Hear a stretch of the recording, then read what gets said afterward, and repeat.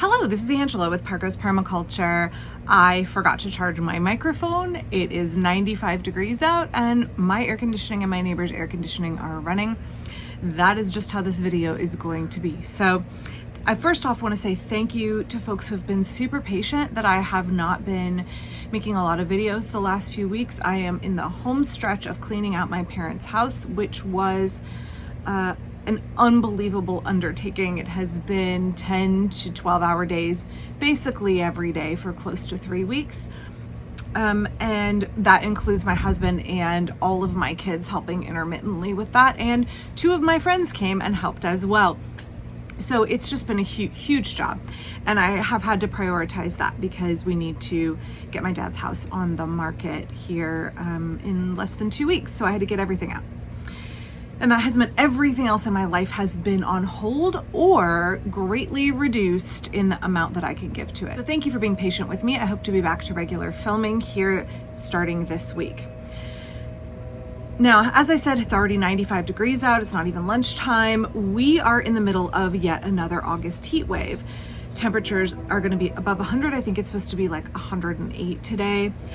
And that's kind of the new normal for us here in the Pacific Northwest in late summer. We have these really intense heat episodes, and unfortunately sometimes also earlier in the summer in June and July. But we know we can expect August and the first half of September to be pretty miserable for at least a significant portion of the time. Parts of Oregon, not very far from where I am, are also in a red flag warning for wildfires. It's very hot, tinder dry, and what you get particularly east of Portland is in the summer you get a lot of wind coming through the gorge. So the combination of very dry, very hot, and windy is very dangerous. So if you all are in one of those areas, I hope that you're safe. I'm thinking of you, and I know that it's really rough for folks who live in those more rural parts of Oregon that are suddenly in the last few years much more wildfire prone. I hope that you all are able to stay safe. So let's talk about how I feed my family during a heat wave. How do I feed my family nutritious and frugal meals in the heat of summer? I want to make an obvious caveat here that there's nothing wrong with suspending frugality and optimal nutrition when you are in a heat wave. That's totally okay. You have to work within the stress and rush and real parameters of heat wave conditions. If you opt for fast food, heck, if you even feed your family ice cream sandwiches for dinner, absolutely no judgment from me whatsoever. For me, the secret to quick, frugal, nutritious dinners for my family during very busy, hot summer days is fourfold. Number 1, use as much garden produce as possible. Number 2, use sauces and chutneys that I have made earlier in the year and frozen or canned. Number 3, skip cooking altogether if I possibly can, and I'll talk about that more in detail in a minute. And number 4, if I'm going to cook, I do it outside. So let's break those 4 ways down really quickly. Number 1, trying to use as much garden produce as possible. If I can avoid cooking at all, that's even better.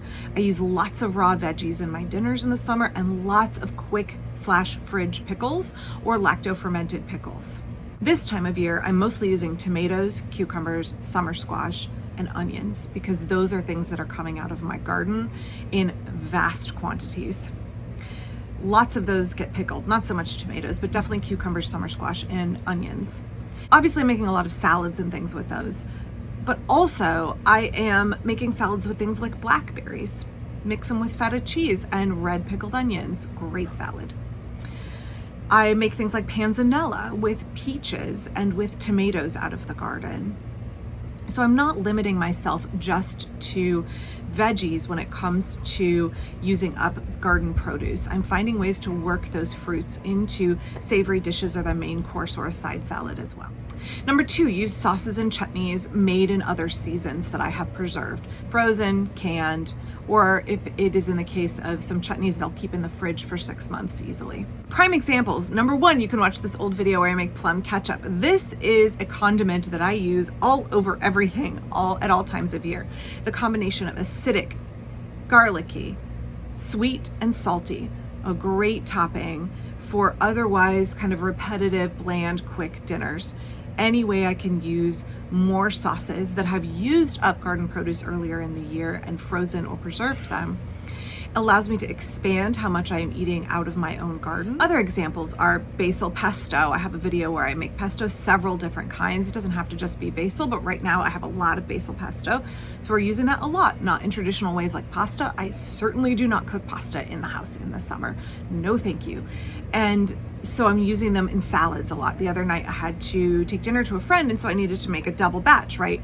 Dinner for my friend and dinner for our family. And so I made a salad using lots of baby summer squash, very tender, great for raw preparations, and lots of tomatoes and onions, and tossed that all very simply in pesto with some mozzarella balls that I got at the grocery store. Besides basil pesto, I also make a lot of like sun-dried tomato pesto and smoked chili pestos. Pestos freeze really, really well.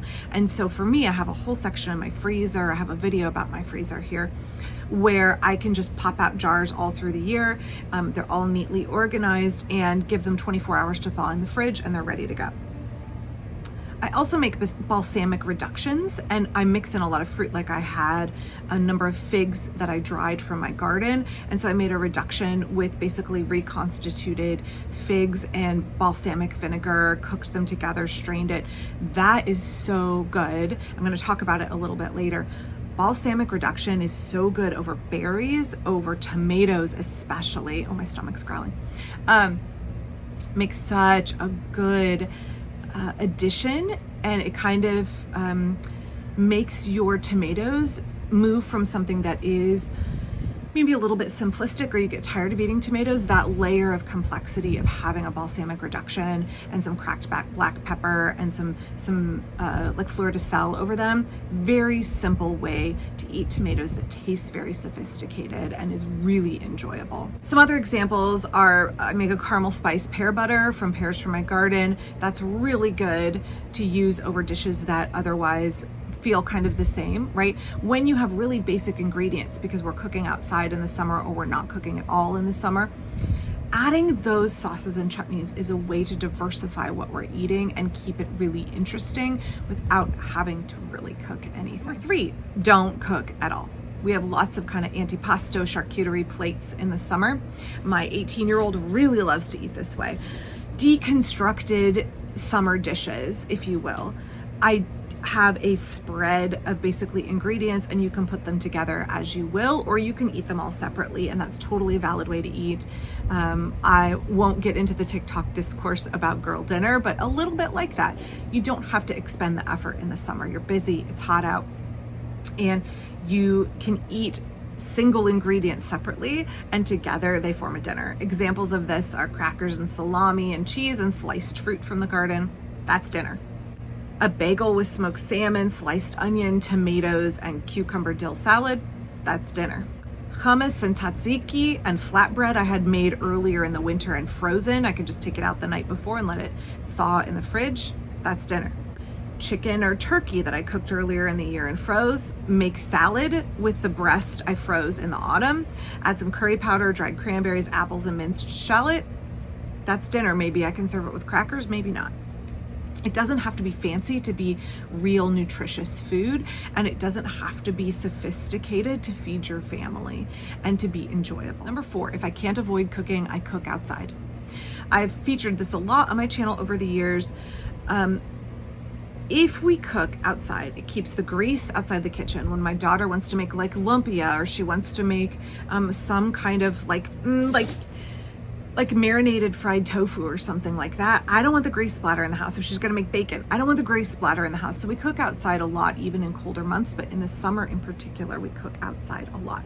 I have a little propane tank and a stand and a burner that my dad made, and I can bring out a cast iron skillet and I can saute veggies. I can bring out the wok and I can make a quick stir fry outside, and I don't heat up the house, and I keep the grease outside. 2 really important factors, because in the summer we're busy, we have outings, we have lots going on, cleaning out my dad's house. I don't want to have to deep clean the kitchen all the time, so I want to keep the grease outside. I don't want to heat up the house and increase the amount that we are uncomfortable or increase my electric bill, so I keep the cooking outside. Other examples, I cook in the crock pot a lot, I cook in the air fryer. My kids actually cook in the air fryer more than me, especially if they want a quick snack. The Instant Pot and the rice cooker, all of those things live outside and they get plugged in outside, cooked outside. All of the heat, the steam, everything stays outside of the house so the house stays cool. Let me give you an example from this week. We had just spent a 10-hour day working up at my dad's house, and by we, I mean me and my husband and half my kids. The other kids were at work. And so that meant that we didn't have time. We were really hungry, we were really tired, and it was really flipping hot out. What are we gonna eat for dinner? Well, luckily earlier in the day, we had made a pot of rice out back, outside. Rice cooker was on keep warm. Rice was totally done. Took some chicken out of the freezer, cooked it in the air fryer out back, keeping the kitchen nice and cool. Tossed that chicken in a little bit of chutney that I had made in the winter and was in my refrigerator. Really quickly, thinly sliced cucumbers and onions. The onions were not from my garden, they were from my sister's CSA that she couldn't use up. So my own cucumbers and then locally grown onions that weren't mine. And those got tossed in rice vinegar, sesame oil, soy sauce, sesame seeds. Toss them together, throw them in the fridge while everything else is being prepared. Really great, quick pickle. Great way to use up a ton of cucumbers. Then I sliced up tomatoes from my garden. I'm having a fantastic tomato year. Like I mentioned earlier, sliced tomatoes, that balsamic fig reduction, cracked black pepper, and a little bit of fleur de sel. So good and refreshing at the end of the day when it's hot and you're tired.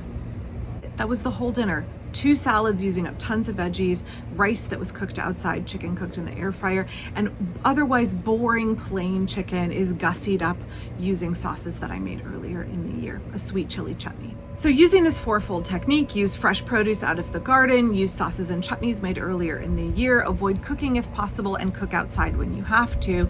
That's a great plan for any summer day. It makes for quick, easy, simple dinners, even when it's not a bajillion degrees out. We're busy doing fun things in the summer, and I don't want to spend all of my time in the kitchen. I really find that my interaction with cooking and my routine with cooking is very seasonal. And so I do a lot of baking and cooking in the winter. I freeze a lot of bread that then I can just pop out of the freezer in the summer and we can enjoy. For example, I find that seasonal fluctuation to my enjoyment of cooking and the way that I cook and the way that we eat really important. I don't have a set routine that lasts the whole year. I honor the cycles of the seasons, what's coming out of my garden, and what else is happening in my life. And that way, I don't spend a ton of time in the kitchen in the summer when I would rather be outside enjoying the really long days or doing something fun with my family. For example, we're going to the river tomorrow, and so I will be planning a quick, easy dinner, probably a dinner that isn't cooked at all, probably chicken salad with leftover chicken from the freezer, and again, probably another cucumber salad. I'll probably do maybe like a Greek cucumber salad instead of having kind of an Asian-inspired one, because I just did that. And then I'll definitely have some kind of summer squash salad as well. So this means for us that we're able to enjoy our summer days, or if they're not enjoyable, we're able to get done the very long list of chores that need to get done. And I can still feed my family from within my budget and eating in a way that honors the kind of intentional nutritional choices that we're making. Again, if you are somebody who finds that you need to eat fast food in the summer, if you're somebody that finds that your meals are less than nutritionally optimal in the summer, especially during a heat wave, please have grace for yourself. If you find that you eat in ways that are not always in alignment with the food ethics or the way that you would hope to eat, so what? Right? Like, there's nothing wrong with having junk food now and again. There's nothing wrong with feeling like you can't adhere perfectly to your goals and ideals all of the time. If you find in the summer, like, oh, I want to eat seasonally and locally, and that's just not possible, just let that go. Let that go. We're all struggling to get by the best we can, especially when we are working within conditions like 108 degree temperature. I'm like sweating buckets just sitting out here in the shade where it's 95. And so I want to not be harsh on myself. I definitely want to not stress about what my kids are eating, knowing that I'm looking at the bigger picture of what they're eating over the course of, a long period of time, and the kinds of habits I'm instilling in them, and the kind of way that I want them to approach food without judgment and shame.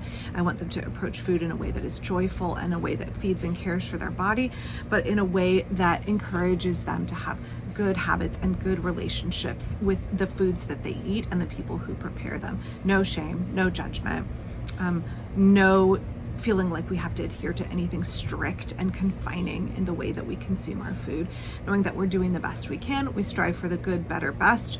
In hot days, we're striving for good. And if you eat an ice cream sandwich for dinner, then more power to you, and maybe we'll end up doing that one day this week as well. Thanks for watching. If you have tips for how you prepare food and how you guys eat and take care of your family during these really hot summer days, I would love to hear about it down in the comments. Please don't forget to click like and subscribe, and I'll be back real soon. I'm back to my regular posting. Thanks for being patient. Bye-bye.